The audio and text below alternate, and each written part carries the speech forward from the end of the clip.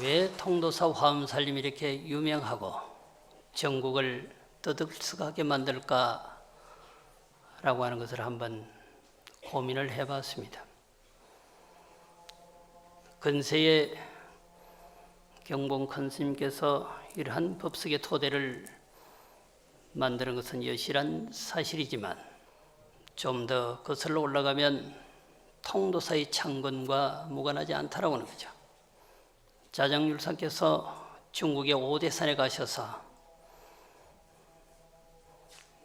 기도의 현몽가피를 통해서 개송 하나를 얻어오셨는데 그게 바로 화엄경의 골수였다라고 하는 겁니다. 여기에 어쩌면 통도사 화엄살림이 장세토록 구주할 거라고 하는 것이 이미 예견된 사실이 아닌가 여겨지는 것이죠. 요지일체법 자성무소율, 일체 모든 법이 자성이 없는 줄 요달하라. 화엄경만 그런 것이 아니라 금강경은 범소유상인 개시 험한 같은 말이죠. 모든 것이 실체가 없다는 거죠.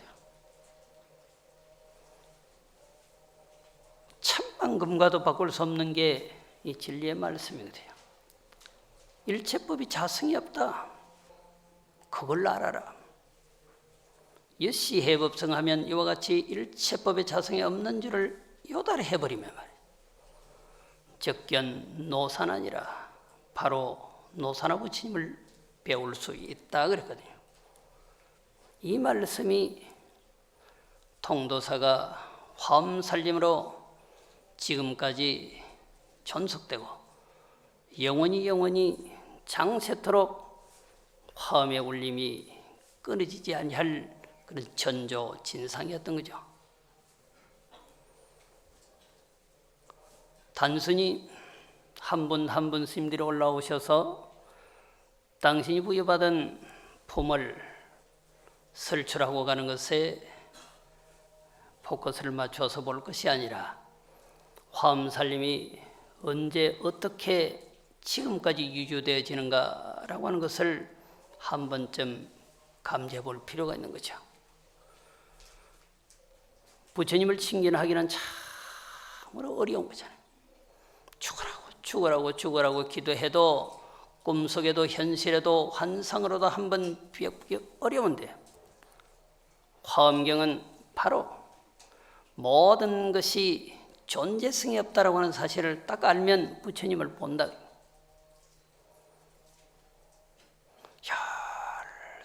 열심히 기도를 하거나 열심히 강경을 하거나 열심히 화두를 참고해서 모든 것이 실체가 없는 사실에 딱 도달하면 그 순간 비로자나 부처님을 본다라고 하는 거죠. 말이 본다라고 하는 것이 바로 인지하는 것입니다. 이 개송은 자장률사께서 오대산에서 기도가피를 통해서 암송하고 온 것이지만 화엄경의 골수입니다. 화엄경을 흔일려서 경전 중에 경전이라고 그러죠. 양으로 봐도 엄청난 양의 경전이고 깊이로 봐도 추종을 불허할 정도의 깊이거든요. 과학물리 전체 이론이 화엄경을 벗어나지 않는 것입니다. 하늘과 땅은 분명히 분리되지만 화엄의 논리로 보면 하늘과 땅은 분리되는 게 아니잖아요. 여러분과 내가 분리되는 것이지만 다른 사람이지만 화엄의 논리로 보면 절대 다른 사람이 아니거든요. 산과 강이 다르다 해도 결코 다른 것이 아니라 1월이 다르다 해도 결코 다른 것이 아니라 불가분의 관계를 형성하고 있다고 하는 논리가 바로 화엄의 논리죠. 그걸 증명이라도 해보이려고 미국 라사에서는 정말로 하늘과 인간계가 둘이 아닐까 둘이 아닌 걸 증명하려고 엄청 애를 쓰는 거죠. 이 지구촌과 닮은 곳이 어디일까? 화성일까 목성일까? 아니면 또 다른 곳일까? 여념이 없습니다. 부처님은 이미 답을 말해버렸잖아요. 이 지구촌 밖에 엄청난 곳에 엄청난 존재가 살고 있대. 한 세계에 한 부처님이 계신다는, 한 세계에 한 나라왕이 있고 그곳에는 나라왕을 통령하는 부처님이 있다고 말해요. 거기엔 말할 수 없는 백성들이 있는 거죠. 흔히 말하는 UFO가 아니라 외계인을 인정한 겁니다. 이제 그걸 쫓아가는 거죠. 과연 이 지구촌 밖에 사람이 살 수 있는 공간이 어디 있을까? 70년도에 이미 목성에 물이 있다고 알아버렸습니다. 그래서 발설을 하지 않아서 누가 가서 살까 봐.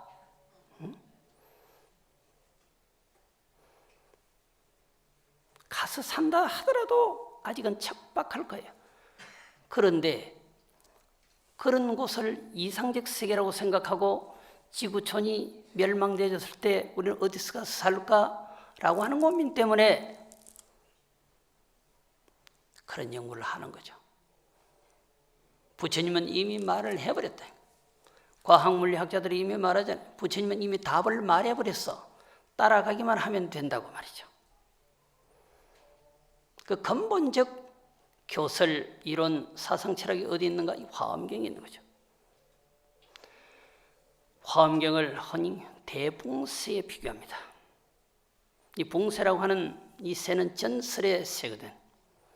장자에도 등장하는 새입니다. 한 번 날아가면 곧말리 장천을 날아가는데 염천이 아니면 먹지 않고 오동나무가 아니면 앉지 않는다. 그런 걸 보면 오동나무가 가장 신비한 나무입니다. 나무 중에도. 한 번 날아가는데 우리는 몇 발짝 못 뛰어서 그냥 피곤해서 쉬어가야지 그래서 쉬어 안 가려고 뭘 만들었을까요? KTX를 만들어서 빨리 가려고. 좀 더 빨리 가려고 뭘 만들었을까? 비행기를 만들어서. 근데 이 붕새는 이미 그랬어.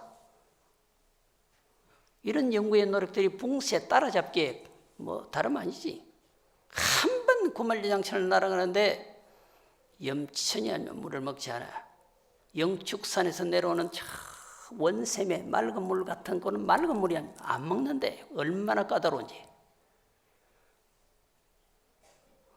천하의 나무도 소용이 없고 신기한 나무, 영롱한 나무, 오동나무라야 딱 앉는다 그랬어.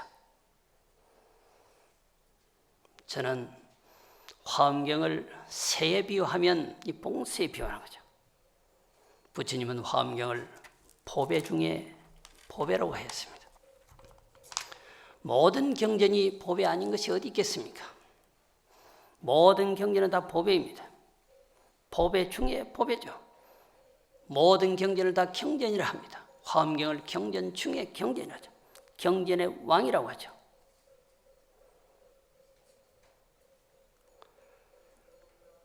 기실 내용으로 들어가 보면 중언, 번, 중설, 제설 답답합니다.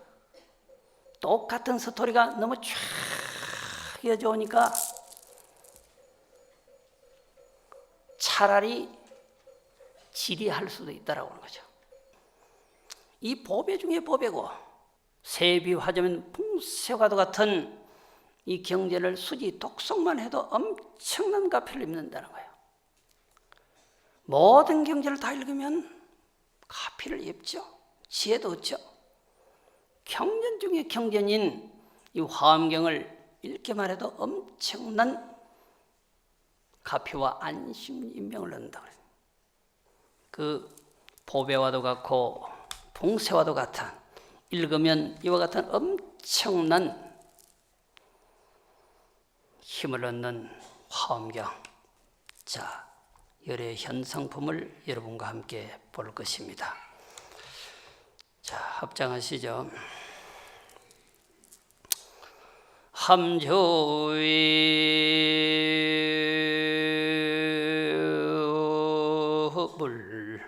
물번비료하군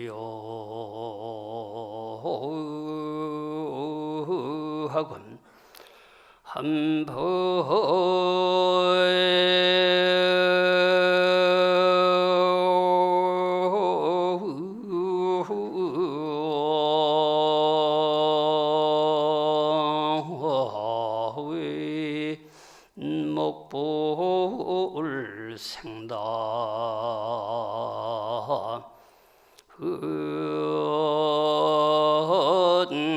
흔고로다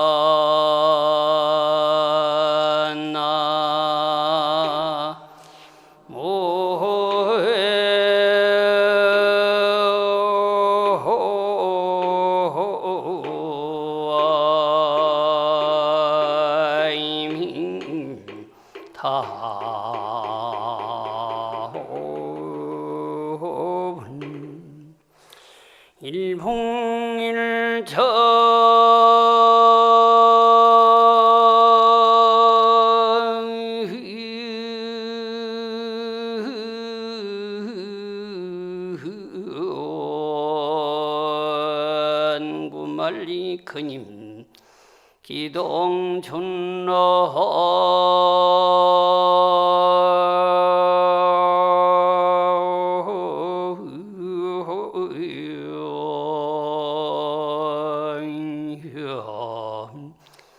비사검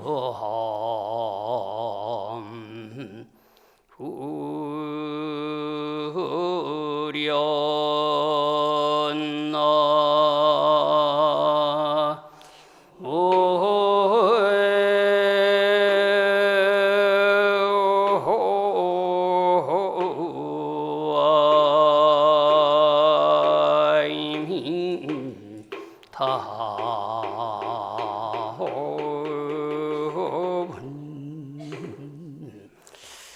함주에는 푸른 비료하고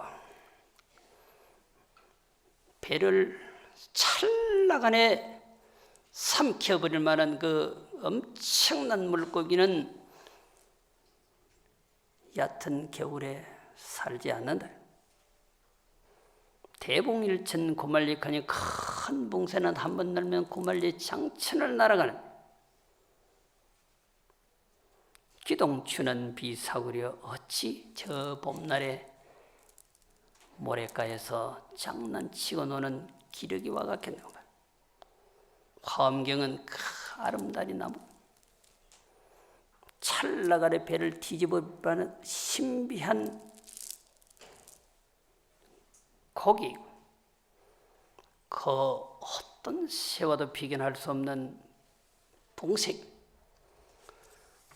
이 화엄경 속에서 보여지는 열의 현상품은 이와 같이 그 어디에도 비견할 수 없는 붕새와도 같고 보배와도 같고 아름드리 나무와도 같고 신비한 물고기와 같은 이 화엄경, 제2 번째 열의 현상품에서는 어떻게 그리고 있는가라고 하는 것이죠.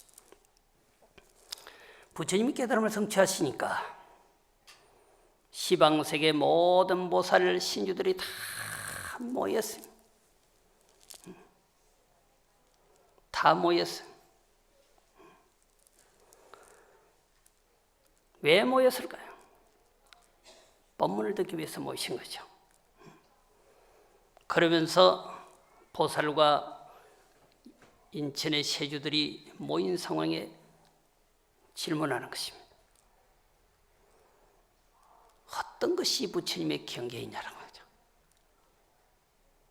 어떤 것이 부처님의 가피냐,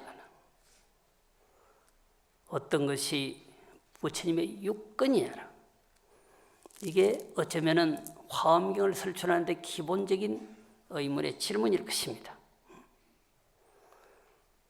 여러분은 여러분들의 경계가 있죠. 깜냥이 있는 것입니다. 부처님의 세계는 불직인이라 말하죠. 법화경에서. 부처님이 아시는 것과 부처님이 보시는 것이란 뜻입니다. 우리도 지견이 있고 소견이 있는 거잖아요. 대체 부처님의 경계의 세계는 어떤 거냐면, 또 부처님은 또한 어떠한 가피를 보이느냐, 부처님의 몸뚱아리는 어떻느냐? 육건하냐? 안입에 설시니 부처님의 전체적 구조는 대체 어떻게 됐느냐라고 하는 거죠. 깨달음을 성취한 그 보리장, 아라냐법 보리장 중에는 부처님이 정각을 성취하자마자 땅이 자연스레 칠보로 만들어졌다. 아니, 부처님이 되어버리면 부처님이 있는 생성은 모두 다 골드로 바뀌는 거죠. 그 누가 부처님과 같이 위대한 깨달음을 성취한 자가 있겠습니까? 그분이 깨달음을 성취해버리니까 그 주변은 모두 다 황금으로 다 바뀌는 것입니다. 부처님이 앉으신 자리도 칠보로 또한 황금으로 아주 이쁘게 꾸며졌다고 하는 것입니다. 그야말로 장관인 거죠. 그 법문을 듣기 위해서 수많은 보살들과 세상의 주인들이 다 오셔서 부처님을 찬탄하면서 질문한 거죠. 찬탄을 해야 되는데 질문의 내용이 섞여 있는 거예요. 대체 부처님은 어떤 분이냐? 어떤 가피를 내리시냐? 부처님의 안입이 설신은 어떤 것이 참담 보살의 길로 나가는 것입니까? 찬탄하는 어토로 이렇게 질문을 하는 거죠. 그러면서 설법을 내려주시면 간절하게 듣겠습니다. 지금 칭찬하시면서 법문을 청한 겁니다. 찬탄하면서 법문을 청한 거예요. 그리고 부처님이 짱 하고 나타나야 하는데 그 열의 현상이잖아요. 법문을 요청하니까 시방세계 아니 인간 세상의 모든 위대한 존재들이 다 모였어요. 내 여기 있느니라 하고 나타나야 하는 것이 열의 현상이거든요. 열애가 모습을 보여. 그런데 묘한 것은 모습을 보이지 않아. 말씀을 하시지 않아. 모습은 이미 보였으나 말씀을 하시지 않는다는 거죠. 법자에 앉아서 광명을 놓아버려. 어디서 광명을 놓을까? 치아에서. 이빨 사이. 여러분들은 껌이빨 하나 해 넣으시고 입을 떡 벌리고 광명을 비치면 아주 빛살이 나올 거예요. 그리고 치아 사이에서 광명을 놓아버립니다. 신기하게도 그 광명 속에서 법문이 설출되는 거죠. 열의 현상이 그거라니까. 가만히 앉아서 모습은 보이는데 말씀을 하시지 않으셔. 치아에서 광명을 놓아버리는데 그곳에서 이와 같은 이제 말씀이 나오는 거죠. 만이 보배로 장엄한 신기한 보리수 아래서 부처님이 정각을 이루시고 큰 광명을 놓는 것이로다. 옛날에 온갖 바람이를 닦아 원만케 하여 일체 세계의 미진수같이 모든 능력을 갖추었으니 그대들은 함께 가서 예배하여라. 광명에서 부처님은 앉아 계시는데 광명 속에서 모두 가라는 거예요. 예배하라는 거예요. 법문을 들으라는 거예요.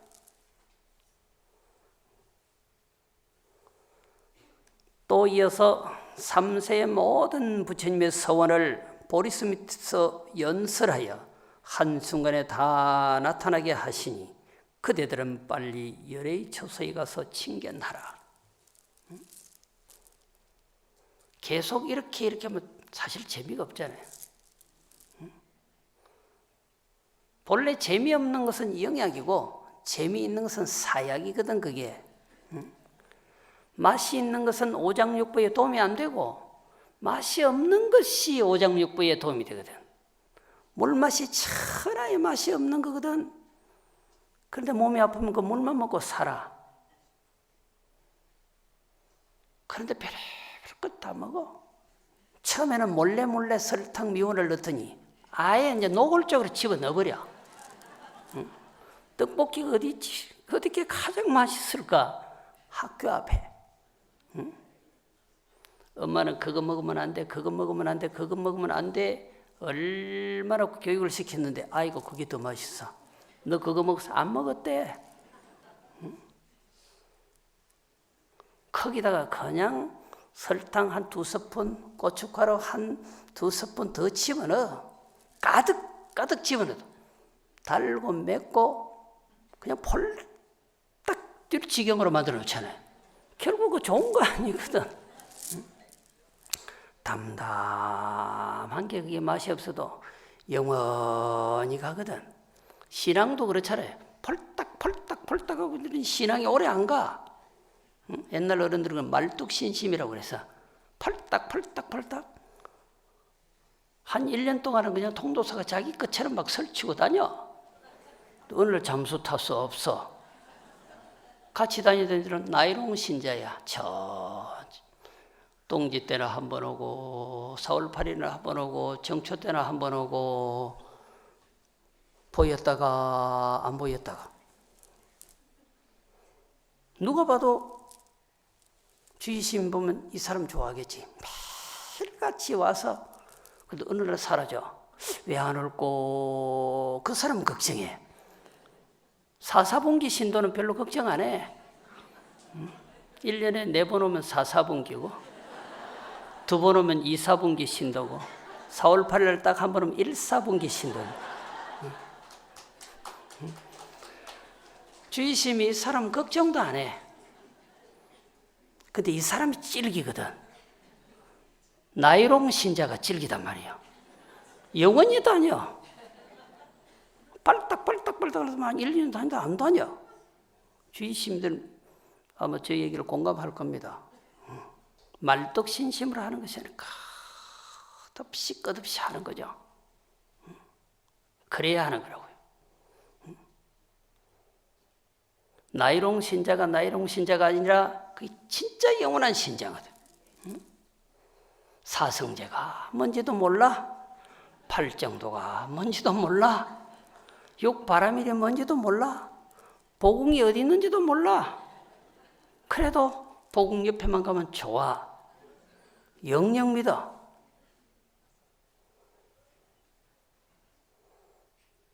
여러분들은 어떻게 신앙을 하는지 모르겠습니다. 반반 조합을 잘 이루면 좋을 것입니다. 자, 계속해서 이와 같은 스타일로 이어갑니다. 중언부언 하시는데 비로자나 부처님의 큰 지혜이니 치아사에서 광명을 놓아 다 보게 하셨으니 대중이 모이면 법을 설할 것이니 그대들은 가서 친견나 법을 들으라. 치아에서 광명을 놓는데 광명에서 나오죠. 요사이 도심에 가면은 이런 레이저를 잘 만들어 놓고 거기서 음악이 나오고 하죠. 그죠? 이미 광명 보고 리모델링을 한 거거든. 응? 치아에서 광명을 놓았는데 이렇게 이와 같은 말씀이 나오는 거죠. 부처님은 침묵으로 말이 없으셔. 저는 수없이 통도사 화엄살림에 와서 말을 했습니다. 부처님이 39품 가운데 친히 설한 품은 2품밖에 없다고. 이와 같이 광명에서 소리로 현시하시거나 아니면 보살을 시켜서 법문을 하시는 거죠.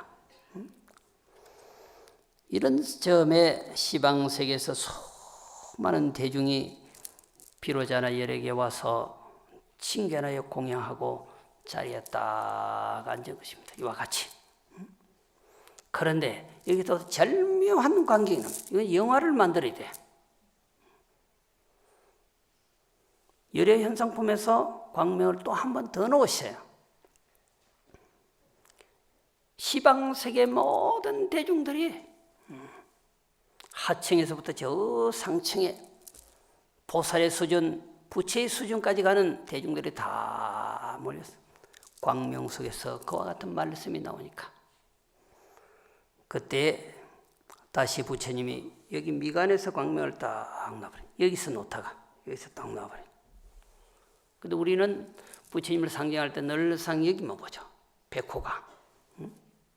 여기 사이를 백호라 하죠.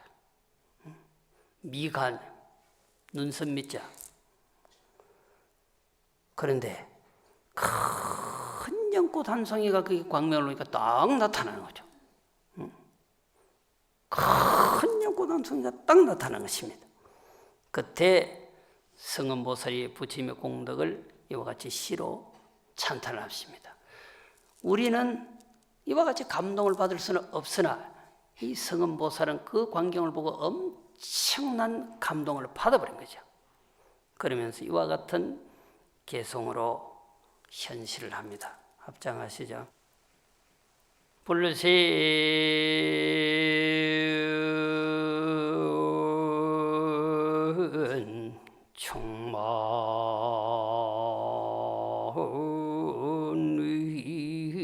충만의법계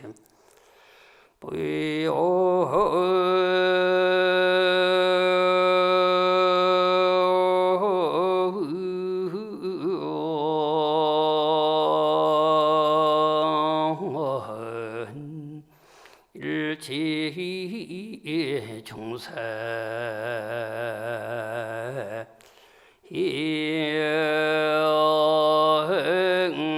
행전이로다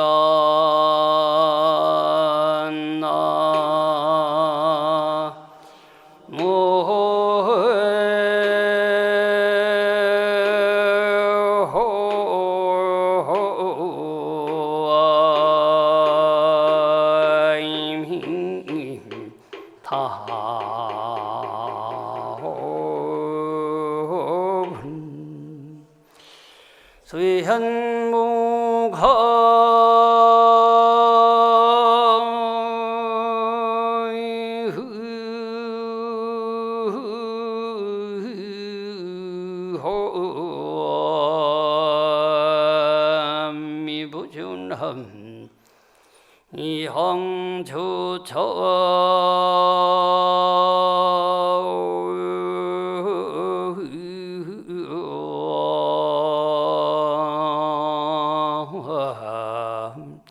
보림창함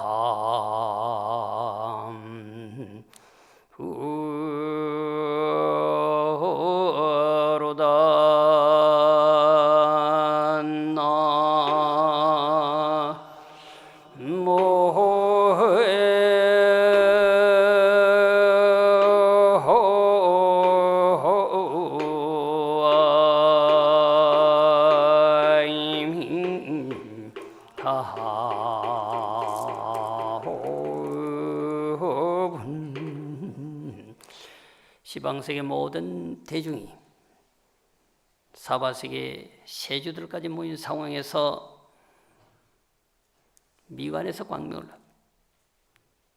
큰 연꽃 한 송이가 장대하게 펼쳐지고 그것을 본 성은보살이 감동을 이기지 못해서 이와 같은 개송을 읊은 것이죠. 불신 충만하법계 하사 많이 나오는 말씀입니다. 부처님의 몸이 이 법계에 충만하다. 딱 한 몸인데 어떻게 그럴까요? 몸은 하나인데 우리 몸보다는 조금 장육금식이긴 해도 한 몸인데 이 몸이 법계에 가득 차버렸다는 보현 일체 중생전이라 널리 일체 중생 앞에 나타나 모든 사람이 보면 당신 앞에 부처님이 있는 겁니다. 억만 개의 골을 갖다 놓으면 단 한 사람이나 거울마다 사람이 보이는 거죠. 저 하늘의 달은 하나이나 물이 있는 곳마다 그 달은 다 있는 거죠. 부처님의 몸은 하나인데 말이죠. 모든 중생, 이 엄청난 시방에 대중들이 모였는데 다 각자 자기 앞에 부처님 보이는 거죠. 묘한 일이잖아요. 수연무감미부주나 인연 따라서 다 달아서 응대해 준단 말이죠. 사람마다 근성이 달라 응대를 해주지만 다 끝없이 응대를 해주지만 이황처차 보리자라 이 보리자를 떠난 적이 없다. 부처님의 설법이 딱 두 가지. 천상과 인간계에서 설법. 모든 성자들은 지상계에 인간계에서 주로 설법을 하죠. 그 어떤 성자도 공자도 그렇고 노자도 그렇고 마음에도 그렇고 모든 성자가 지상계 인간계의 사람을 위해서 설출한 부처님의 천상계와 인간계에 동시에 설하는 거죠. 천상계에 있는 사람들은 부처님이 당신의 천상계에 있더라. 거기 보여. 아마 지옥에 있는 사람은 부처님이 지옥에 있는 걸로 보일 거라고. 왕을 제도하기 위해서는 왕의 몸을 나타낸다 그랬잖아.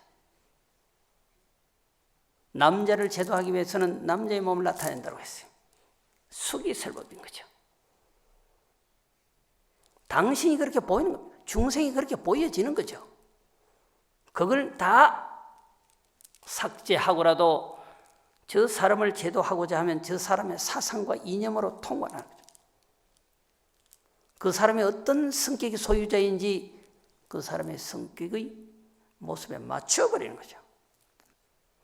어쨌든 부처님의 몸은 이 하나인데 보리수화에 딱 금강보좌에 앉아 계시는데 모든 정신이 볼 때는 변법기에 가득 차버립니다. 그 어디에도 부처님이 안 보이는 곳이 없는 거죠. 그러나 그 보리자 아란야 법보리장 중 깨달음의 그 자리를 떠난 적이 없다 그랬습니다. 실질적으로 모습은 말은 한마디도 하지 않으시고 광명 속에서 이와 같이 가피로 토해내버립니다. 신통력으로 토해내버리는 거죠. 어떻게 얇은 지혜로 청량이 가능하겠느냐 말이에요. 얇은 지혜로는 청량이 불가능해요. 중국의 가장 유명한 선서 중에 한 분이 어떤 선설까? 조주 선사예요. 조주에 쓰는 법은 벼라무상에서 얇은 지혜로는 청량이 불가능해요. 어느 날 조주 스님에게 왕공이 찾아왔습니다. 조주 스님은 앉아서 맞이했어. 그 어떤 사람이라고 감히 어디라고 앉아서 맞이해. 응? 저가 앉아서 왕공을 맞이하는 심정을 이해해 주십시오. 이해를 할 수가 없소이다 그랬어요. 열받은 거예요. 주석을 좀 달아드렸어. 제가 어릴 적부터 일종식을 하고 때로는 금식을 한 탓에 몸이 좋지 않아서 일어나서 맞이할 여력이 없습니다. 그래서 그때부터 이제 왕공이 막 얼굴이 피어진 거예요. 이런 수행자가 있는구나. 평생 금식을 하면서 금족하면서 사는 이런 수행자가 있는구나. 이 나라에도. 그래서 흔쾌한 마음으로 돌아갔어. 너무나 기분이 좋아서 장군을 시켜서 선물을 보냈어. 장군이 가니까 언제 그린다는 듯이 벌떡 일어나가지고 아이고 오셨습니까 하고 난리라. 대접을 용성하게 해서 그야말로 신발까지만 그냥 던지고 뛰어간 건 아니지만 전혀 차원이 다르게 용숭한 대접을 했어. 시자가 보니까 신기하거든.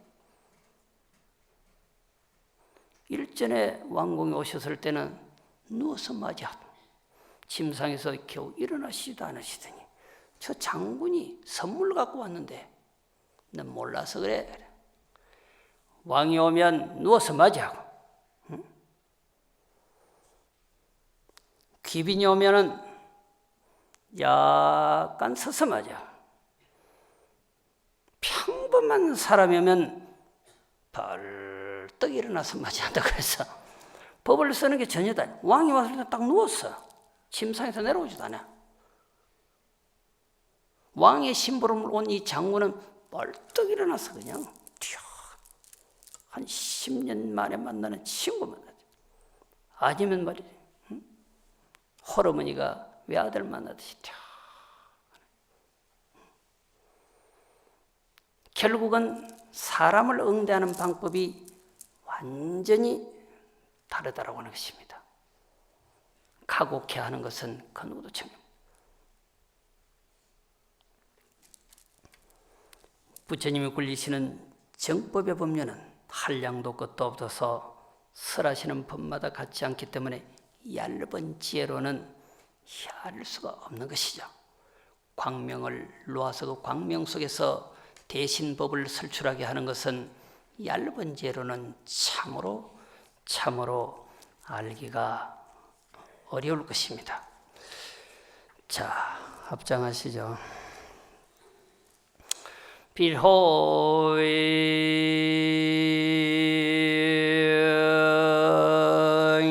천남미엄 호브림 올려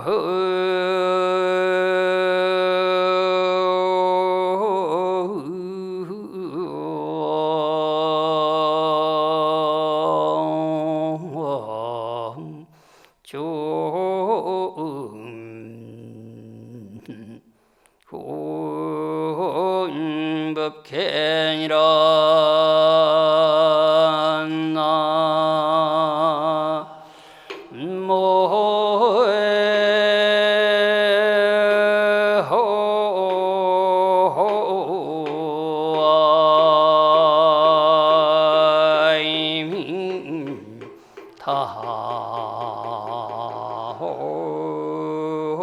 타호분 일체웅터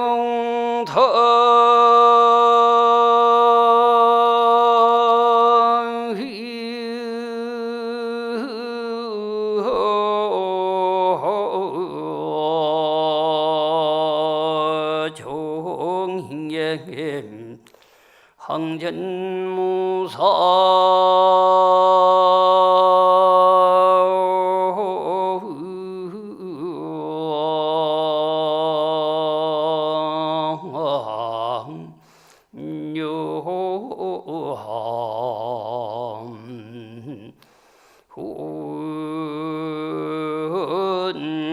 이로다